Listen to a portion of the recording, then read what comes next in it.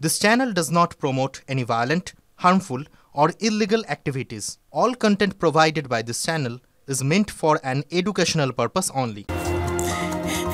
দেখুন এই গোটা বিষয়টা নিয়ে মানে রাজনীতিকরা সমস্ত বিষয় নিয়ে তাদের মতো করে ব্যাখ্যা করেন, সেটা নিয়ে সত্যি কিছু বলার নেই।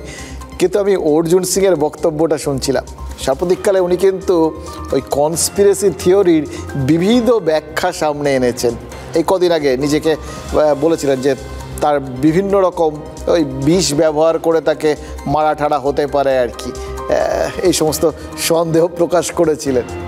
আমি জানি না, মানে জাস্ট মনে হলো সবই তো উনি ওই এক্সপোর্ট কোয়ালিটি জিনিসপত্রের কথা বলেন আর কি, তার জন্য ইম্পোর্ট করা হয়। তো এই যে কথাটা শুনলেন, এটা শোনার পর ওনার মনের মধ্যে কি ঘুরছে আপনারাও মোটামুটি বুঝতে পারছেন। সে যাই হোক, আমরা পরের এপিসোডের জন্য ওনার পরের সন্দেহ বা সংশয় বা আশঙ্কার জন্য ওয়েট করে রইলাম। ওই যেরকম লালমোহনবাবু একটা চমকপ্রদ কিছু দেখলেই সেটা তার পরবর্তী উপন্যাসের একটা নাম বলে স্থির করে নিতেন বা তার থিম বলে স্থির করে নিতেন, অর্জুন সিংয়ের ক্ষেত্রে সেরকম হয় কিনা অপেক্ষা রইল আর কি, আগ্রহ রইল জানার। কিন্তু দেখুন, যে নিউক্লিয়ার শব্দের মানে পরমাণু, সেই নিউক্লিয়ারের কথা থেকে এবার নিউক্লিয়ার শব্দের যে মানেটা আত্মকেন্দ্রিক বা বিচ্ছিন্ন, সেই দিকে যদি যাই, অনেকক্ষণ তো ওদিকটাই হলো। সায়েন্সের মধ্যে তেজস্ক্রিয় থেকে যতটা সরে থাকা যায়, কিন্তু মুশকিল হচ্ছে যেখানে যাব সেখানেও তেজস্ক্রিয়তা খুব কম নয়। ভরতপুরের তৃণমূল বিধায়ক তিনি কি এবার তার ফোনে ওই যদি তোর ডাক শুনে কেউ না আসে তবে একলা চলো রে, এই গানটাকে কলার টিউন হিসেবে সেট করে দেবেন নাকি? মনে হচ্ছে জানেন তো, আপাতত হুমায়ুন কবিরের কথা শুনে মনে হচ্ছে যে তিনি একলা চলবেন বলে ঠিক করেই ফেলেছেন। আমি একা একমেব দ্বিতীয়ম, ওই সেই বলেছিল না জাদুকর বরফি, সেই রকম আর কি, গুপি গাইন বাঘা বাইনে হীরক রাজার দেশে, সেরকম বক্তব্য রাখছেন তিনি একা এবং আলাদা, এটা তিনি নিজে মনে করছেন এবং সবাইকে বিশ্বাস করাতে চাইছেন। প্রথমে অভিষেক বন্দ্যোপাধ্যায়কে উপমুখ্যমন্ত্রী আর পুলিশ মন্ত্রী করার প্রস্তাব, আর তারপর অভিষেক বন্দ্যোপাধ্যায়কে কোণঠাসা করা হচ্ছে বলে অভিযোগ করে তৃণমূলকে জারপোনাই অস্বস্তির মধ্যে ফেলে দিয়েছিলেন। এটা তো আপনারা দেখেছেন। সেই অস্বস্তিটা এতটা চাকার দিচ্ছিল যে কুণাল ঘোষের মতো নেতা বলতে বাধ্য হয়েছিলেন যে কথাগুলো দলের ভেতর বললে ভালো হয় সেগুলো বাইরে বলে হুমায়ুন কবির দুটো বিপদ ডেকে আনছে। দুটো বিপদ বললেন বটে, কিন্তু খেয়াল করে দেখুন কুণাল ঘোষ বলেননি যে হুমায়ুন কবির খুব অন্যায় কোনো কথা বলেছেন, বলেননি যে কথাগুলো তার একদম বলা উচিত হয়নি, বলেছেন বাইরে বলা উচিত হয়নি। মানে হুমায়ুনের দাবি তার কাছে একদম উড়িয়ে দেওয়ার মতো কিছু নয়, মনে মনে হয়তো টিউন আছে আর কি, একই জায়গায় হয়তো চিন্তাভাবনাটা। কিন্তু তাহলে বিরক্ত কেন তিনি? ওই দুটো কারণ, এক, হুমায়ুন বিরোধীদের বলার সুযোগ করে দিচ্ছেন, আর দুই, দলের ভেতরেই বিভ্রান্তি বাড়াচ্ছেন। এবার ভুললে চলবে না কিন্তু কুণাল ঘোষ নিজে হুমায়ুন কবিরের থেকে অনেক বেশি অভিষেকপন্থী, এটাও হতে পারে জানেন তো, আমার থেকে এগিয়ে গেল এরকম ভাবনা। দেখুন, এটাও ভুললে চলবে না, কুণাল ঘোষই সেই নেতা যিনি প্রথম বলেছিলেন অভিষেক বন্দ্যোপাধ্যায় তার নেতা, যতদিন রাজনীতি করবেন ততদিন অভিষেকই তার নেতা থাকবেন। এটাও বলেছিলেন যে অভিষেক 2036-এ মুখ্যমন্ত্রী হবেন। এবার ঘটনা হচ্ছে এগুলো সবই কুণাল ঘোষ বলেছিলেন, কিন্তু তাকে তো তার দল শোকজ করেনি।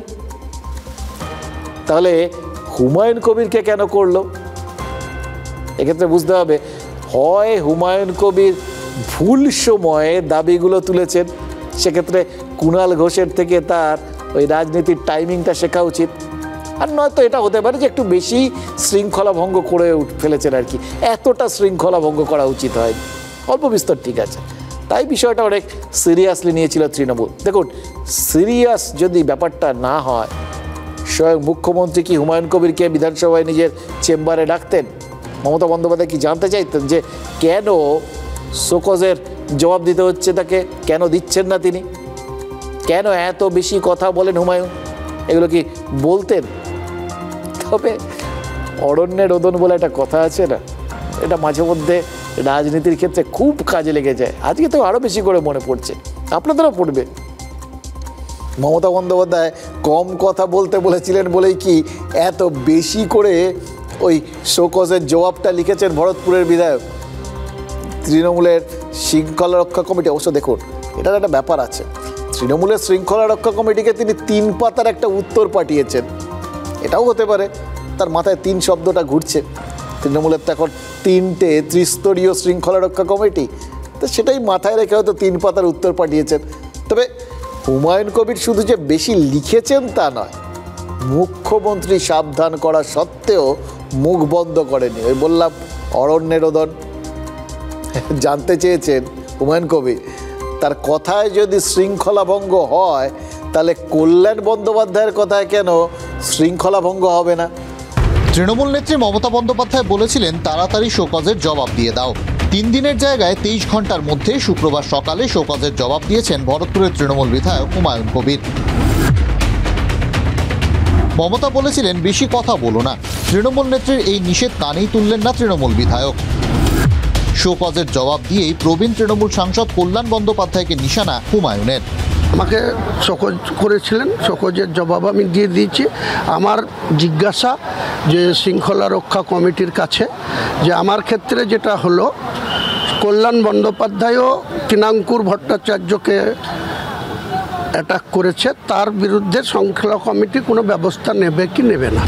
কি বলেছিলেন কল্যাণ বন্দ্যোপাধ্যায়? কার আশীর্বাদের মাথায় আছে যে এখনো তৃণমূল ছাত্র পরিষদের সভাপতি থাকে? প্রকাশ্যে তৃণমূল ছাত্র পরিষদ সভাপতির দিকে আঙুল তোলা দলীয় শৃঙ্খলা ভঙ্গ। খোলাখুলি একথা বলেছিলেন তৃণমূলের 2 প্রবীণ নেতা।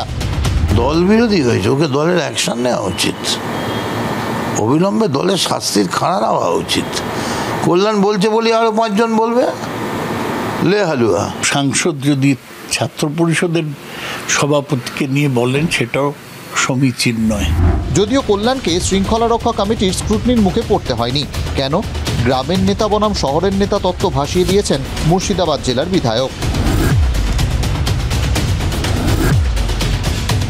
গ্রামীণ এলাকার মানুষ আমরা, মুর্শিদাবাদের গ্রামীণ এলাকার কৃষক পরিবারের ছেলে, তারা কোনো কথা বললে তাদের ক্ষেত্রে ডিসিপ্লিনারি কমিটির অ্যাকশন হবে। আর যারা বিশেষ করে ভবানীপুর কেন্দ্রের এলাকায় বসবাস করে, কলকাতা কেন্দ্রিক যারা থাকে, তাদের ক্ষেত্রে নিয়ম এক হবে। এর বিচারের ভার আম জনতার কাছে নিয়ে যাব আমি।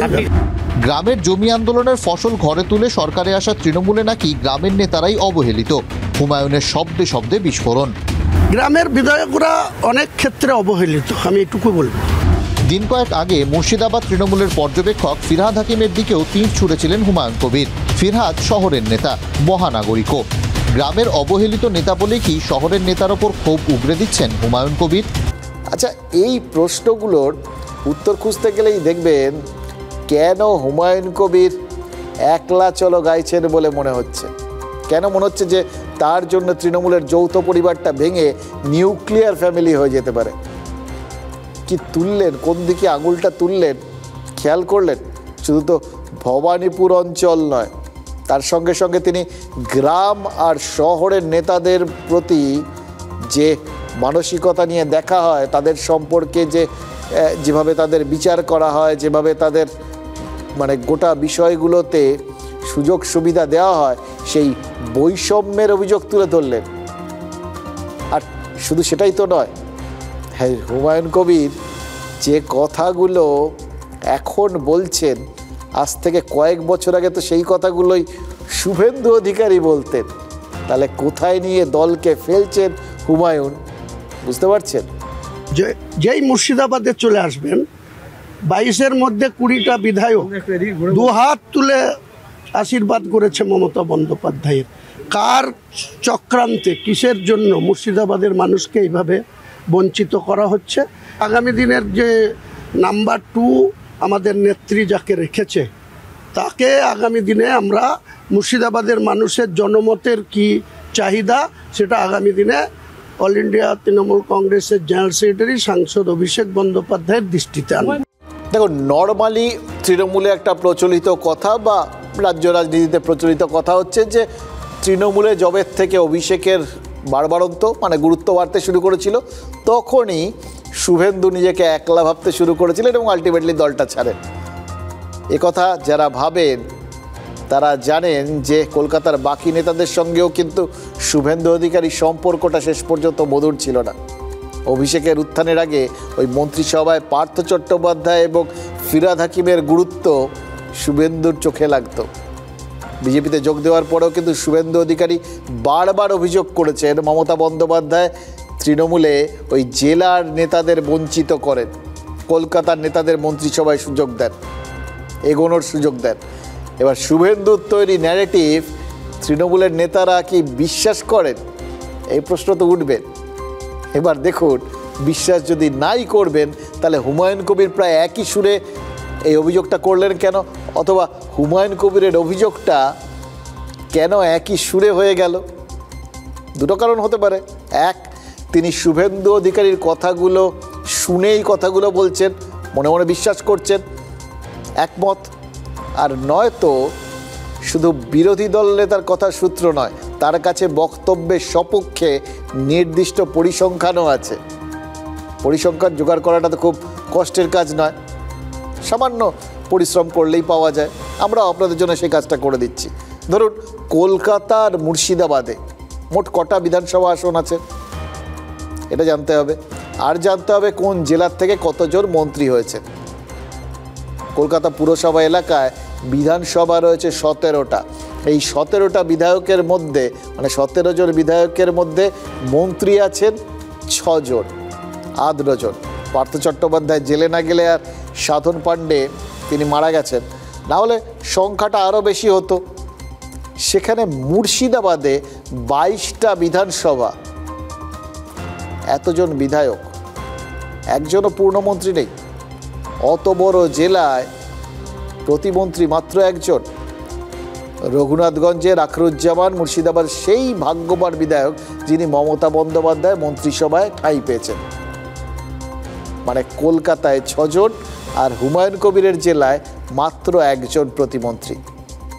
ভরতপুরের বিধায়ক কি তার মানে কৌশলে দলকে বার্তা দিচ্ছেন 2026-এ অভিষেক বন্দ্যোপাধ্যায়কে শুধু পুলিশ মন্ত্রী বা উপমুখ্যমন্ত্রী করলেই হবে না, মুর্শিদাবাদে ঠিকঠাক একজন মন্ত্রীও দিতে হবে, পূর্ণমন্ত্রী বা একাধিক মন্ত্রী, বা অথবা সব জায়গাতেই ওই বিধায়ক সংখ্যার অনুপাতে মন্ত্রী করা দরকার, তবে দল টিকবে।